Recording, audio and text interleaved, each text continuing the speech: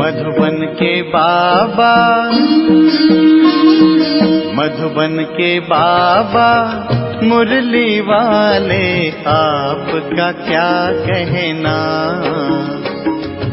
आपका क्या कहना। ओम शांति। आज 2 सितंबर 2023 के साकार मधुर महावाक्य हैं। आज मीठे मीठे बाप दादा बोले, मीठे बच्चे, अभी तुम्हारी ज्योति जगी है। ज्योति जगना अर्थात बृहस्पति की दशा बैठना। बृहस्पति की दशा बैठने से तुम विश्व के मालिक बन जाते हो। बाबा ने कहा, मीठे बच्चे, अभी तुम्हारी ज्योति जगी है।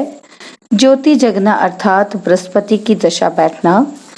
बृहस्पति की दशा बैठने से तुम विश्व के मालिक बन जाते हो। बाबा ने आज प्रश्न पूछा है कि सतयुग में हर घर की विशेषता क्या होगी और कलयुग में हर घर क्या बन गए हैं। तो उत्तर में बाबा समझाते कि सतयुग में हर घर में खुशियां होंगी, सबकी ज्योति जगी हुई होगी। कलयुग में तो घर घर में गमी चिंता है, हर घर में अंधियारा है। आत्मा की ज्योति उछाई हुई है। पाप आए हैं अपनी ज्योति से सबकी ज्योति जगाने, जिससे फिर घर घर में दिवाली होगी। मुरली का गीत है, माता ओ माता तू सबकी भाग्य विधाता।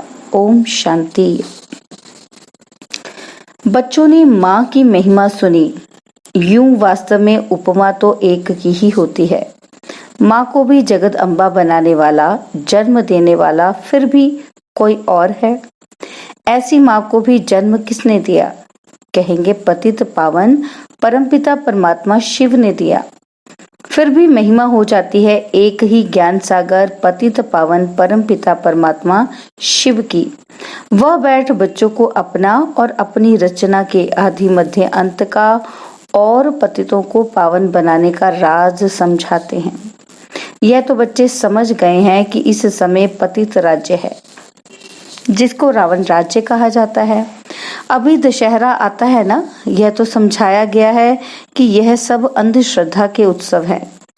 ऐसे तो कोई है ही नहीं कि एक रावण था, लंका थी। लंका सिलान को कहा जाता है। दिखाते हैं वहां सागर पर बंदरों ने पुल बनाई। वास्तव में ये सब है दंत कथाएं। ऐसे तो है नहीं कि 10 शीश वाला कोई रावण था, लंका में राज्य करता था। फिर तो उनकी एफिजी लंका में ही जलानी चाहिए। रावण को जलाने का भारत में ही रिवाज है, और कोई जगह नहीं जलाते। अखबार में भी यहाँ के लिए ही पढ़ता है। सबसे जास्ती उत्सव मैसूर का महाराजा मनाते हैं। उनका शायद इस दंत कथा से प्रेम दिखाई पड़ता है। अब इस पर समझाना तुम बच्चों का काम है।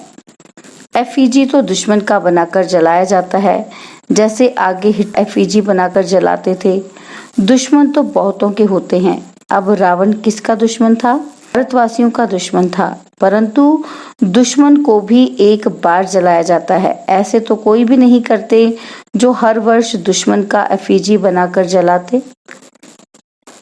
दुश्मन का एफिजी तो बनाते हैं, परंतु वर्ष वर्ष तो नहीं जलाते। यह रावण फिर कौन है जिसका भारत में बहुत समय से 10 शीश वाला एफिजी बनाकर जलाते रहते हैं? यह दुश्मन कब से हुआ है जो मरता ही नहीं? आखिरीन खत्म होगा या सदैव रहेगा ही? तुम बच्चे जानते हो भारत ही पवित्र था, फिर भारत को ही रावण ने अपवित्र बनाया है। अभी रावण राज्य है। अगर लंका का राजा था तो रानी भी होगी। तुम तो यह बातें मानेंगे नहीं। रावण अभी तक जीता है, वह क्या कुछ भी नहीं समझते? जीता है फिर उसकी एफिजी बनाकर जलाते रहते। एक बार जलाया फिर क्या हुआ? हर वर्ष जलाते रहते हैं। तो तुम बच्चों को समझाना चाहिए। कमेटी के बड़े जो बनते हैं, जैसे मैसूर का महाराजा है, वह बहुत मनाते हैं। फॉरेनर्स को भी देखने के लिए बुलाते हैं। समझेंगे शायद ऐसा हुआ होगा, परंतु ऐसा तो कभी हुआ नहीं है। नाटक बना देते हैं, रावण का भी नाटक बनाते हैं। तो इस रावण की बात पर समझाना है। बड़ी जबरदस्त बात है। अभी तुम रावण राज्य में बैठे हो। पति तो दुनिया को ही रावण राज्य कहा जाता है। अभी राम राज्य और रावण राज्य का राज तुमको समझाया गया है। रावण 5 विकारों को कहा जाता है और कोई नहीं है। तुम समझ गए हो रावण का राज्य अभी भारत में है। भारत में ही दशहरा, दीपमाला आदि मनाते हैं। तो समझाना पड़े। अगर रावण जीता है तो रावण राज्य ठहरा ना। रावण है पतित बनाने वाला। तुम जानते हो 5 विकार जो कि इस समय सर्वव्यापी हैं, उनको ही रावण कहा जाता है। रावण के चित्र तो आगे दशहरे में निकले थे। इसमें तिथि तारीख भी डालनी पड़े। इस समय पतित का विनाश और पावन की स्थापना होती है। तुम पतित से पावन बन रहे हो। पावन बन जाएंगे, फिर रावण संप्रदाय को आग लगेगी।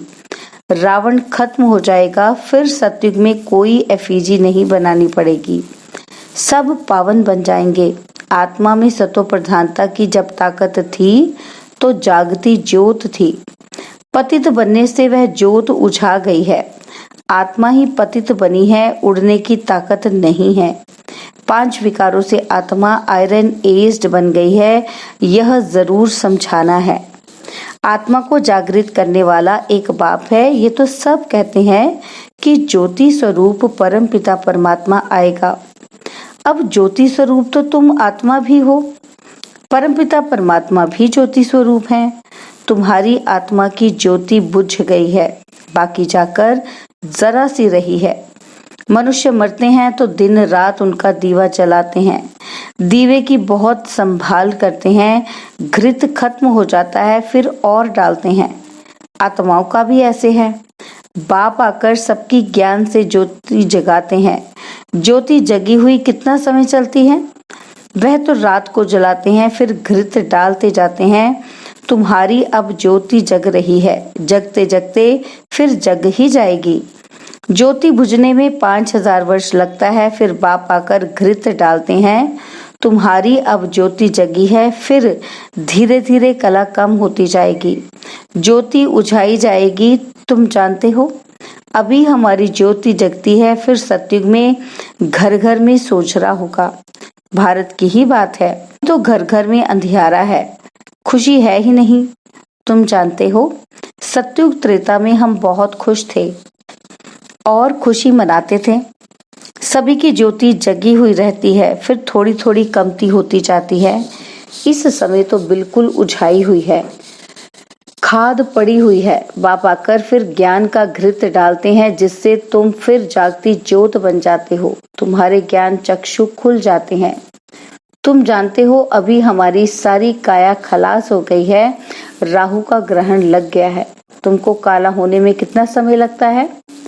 शुरू से लेकर थोड़ा थोड़ा होते, फिर माया का प्रवेश होने से ही बहुत काले बन जाते हो।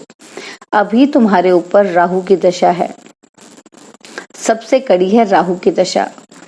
अभी फिर बृहस्पति की दशा बैठती है, क्योंकि अभी विश्व का मालिक बनने के लिए तुम वृक्षपति गुरु द्वारा पुरुषार्थ कर रहे हो। वह है अविनाशी गुरु। किसका? अविनाशी आत्माओं का। वह मनुष्य लोग आत्माओं का गुरु नहीं बनते हैं, वह मनुष्य का गुरु बनते हैं। अभी बाप तुम्हारी आत्माओं का गुरु आकर बने हैं। वृक्षपति परमपिता परमात्मा है। तुम समझते हो अब हमारे ऊपर बृहस्पति की दशा है। स्वर्ग के मालिक तो बनेंगे, अविनाशी सुख रहता है, परंतु उसके लिए पुरुषार्थ अब करना है कि हम सुख धाम के महाराजा महारानी बने। पुरुषार्थ तो हर एक का अपना चलता है। यह है रुद्र शिव की पाठशाला, वह है ज्ञान सागर। तुम उनकी पाठशाला में पढ़ रहे हो। भगवानुवाच कि मैं तुमको राजयोग सिखलाता हूँ। अविनाशी आत्माओं का अविनाशी बाप मैं हूँ। एक है जिस्मानी बाप, एक है रूहानी बाप। दोनों कंट्रास्ट भी बताना है। रूहानी बाप कब मिलते हैं? जिसको भक्ति मार्ग में सभी रूहें याद करती हैं। जिस्मानी बाप तो है विनाशी, आत्माएं तो विनाशी नहीं होती हैं। तुम जानते हो हमारा जो लौकिक बाप है वह तो जन्म बाई जन्म हम बदलते आए। बाप बिगड़ तो बच्चे का जन्म हो ही नहीं सकता। तुम बच्चों को अब विशाल बुद्धि मिली है। तुम समझ सकते हो कि कब से हम 2 बाप वाले बनते हैं। सत्युग में तो एक ही लौकिक बाप होता है, उनको ही याद करते हैं। आत्माओं को उस रूहानी बाप को याद करने की दरकार नहीं रहती। आत्माओं को सत्युग में एक ही लौकिक बाप होता है, वहां शरीर भी गोरा मिलता है, प्रारब्ध भोगते हैं ना, इसलिए वहां बाप को याद नहीं करते। तो तुमको ये समझाना है, भक्ति मार्ग में एक है विनाशी लौकिक बाप, वह तो हर जन्म में दूसरा मिलता है। तुम आत्मा तो अविनाशी हो, अविनाशी बाप को याद करती हो। कहते भी हैं परम पिता, परम धाम में रहने वाले पिता। लौकिक पिता को कभी परम पिता नहीं कहेंगे। यह दो बाप का राज समझाना बहुत जरूरी है। रावण का राज भी समझाना है। रावण राज्य अर्थात पतित राज्य अभी है, इसलिए पतित पावन बाप को बुला रहे हैं। वह अविनाशी बाप है। दो बाप जरूर सिद्ध करने हैं। आत्माओं का भी बाप है, इसलिए पारलौकिक परमपिता परमात्मा को याद करते हैं। हर जन्म में लौकिक बाप और मिलता है, फिर भी उस रूहानी बाप को जरूर याद करते हैं। वह कभी बदलता नहीं। बाप भी कहते हैं बरोबर तो मुझे याद करते थे। हे परमपिता परमात्मा, कब तक तुमको याद करना है? फिर बाप कब मिलता है यह तुम अभी जान गए हो। अब भक्ति का अंत होता है, तब भक्तों को फल देने बाप आते हैं। बाप ने समझाया है सभी भक्तों को मुक्ति, जीवन मुक्ति देता हूँ। तुम जानते हो सतयुग में एक ही धर्म होता है, उसको वननेस कहेंगे। कहते हैं सभी मिलकर एक हो जाएं, परंतु सभी धर्म तो एक हो नहीं सकते। जब एक राज्य हो जाता है तो पवित्रता, सुख, शांति रहती है।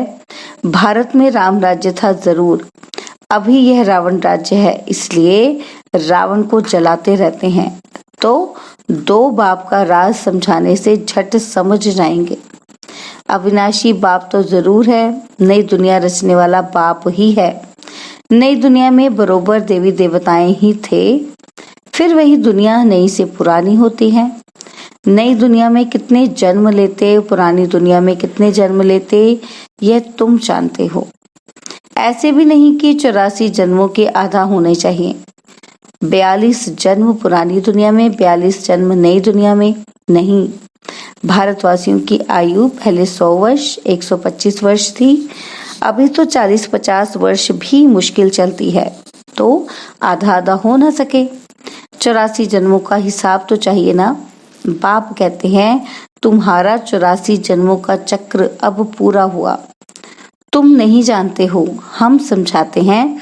84 जन्मों का राज सिवाय परमपिता परमात्मा के और कोई समझा ना सके। तुम बाप से सुनकर खुश होते हो, फिर नई दुनिया के लिए पुरुषार्थ करते हो। अब ये बच्चों को सिद्ध कर बताना है कि हम अभी बेहद के पारलौकिक बाप से बेहद का वर्षा ले रहे हैं। वह बाप आते ही तब हैं जब स्वर्ग की स्थापना करते हैं। उनको कहा ही जाता है हेवनली गॉड फादर।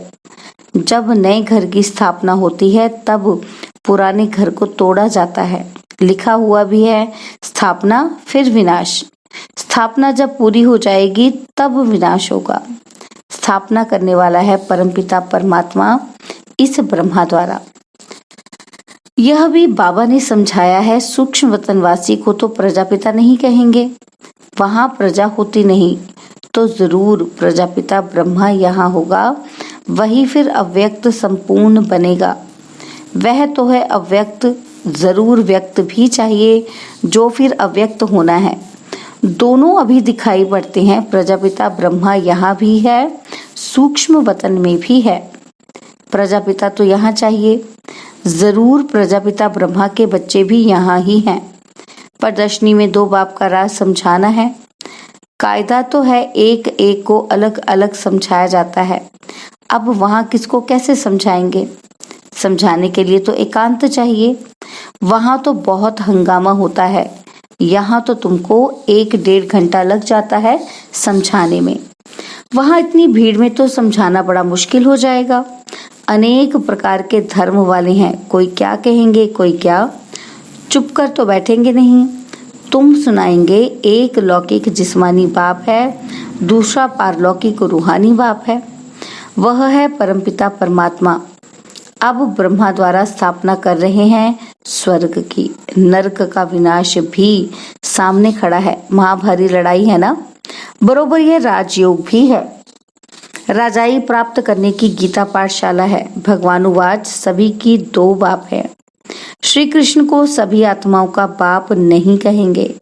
आत्माओं का बाप परमपिता परमात्मा कहते हैं कि मामेकम याद करो। अच्छा, मीठे मीठे सिक्के लदे बच्चों प्रति माता पिता बाप दादा का याद प्यार और गुड मॉर्निंग। रूहानी बाप की रूहानी बच्चों को नमस्ते। हम रूहानी बच्चों की रूहानी बाप दादाजी को दिलवा जान सिकवा प्रेम से नमस्ते। ओम शांति। प्यारे बाबा, मीठे बाबा, मेरे बाबा, शुक्रिया बाबा, शुक्रिया बाबा, शुक्रिया। धारणा के लिए मुख्य सार है। पहला पॉइंट, स्वयं में ज्ञान का घृत डालते सदा जागती ज्योत रहना है। बाप की याद में रह राहु का ग्रहण उतार देना है। और सेकंड पॉइंट, रूहानी और जिस्मानी दो बाप हैं। यह पहचान हर एक को देकर बेहद के वर्षे का अधिकारी बनाना है। बाबा ने आज वरदान दिया, प्रवृत्ति में रहते एक बाप के साथ कंबाइंड रहने वाले देह के संबंधों से निवृत्त भव। प्रवृत्ति में रहते एक बाप के साथ कंबाइंड रहने वाले देह के संबंधों से निवृत्त भव। प्रवृत्ति में अगर पवित्र प्रवृत्ति का पाठ बजाना है तो देह के संबंधों से निवृत्त रहो। मैं पुरुष हूँ, यह स्त्री है, यह भान स्वप्न में भी नहीं आना चाहिए। आत्मा भाई भाई है तो स्त्री पुरुष कहाँ से आए? युगल तो आप और बाप हो, यह तो निमित्त मात्र सेवा अर्थ है। बाकी कंबाइंड रूप में आप और बाप हो, ऐसा समझकर चलो, तब कहेंगे हिम्मतवान विजयी आत्मा। स्लोगन, सदा संतुष्ट और सदा खुश रहने वाले ही खुश नसीब तीव्र पुरुषार्थी हैं। सदा संतुष्ट और सदा खुश रहने वाले ही खुश नसीब तीव्र पुरुषार्थी हैं। ओम शांति। और अब यह एक बहुत अच्छी वीडियो भी जरूर देखें।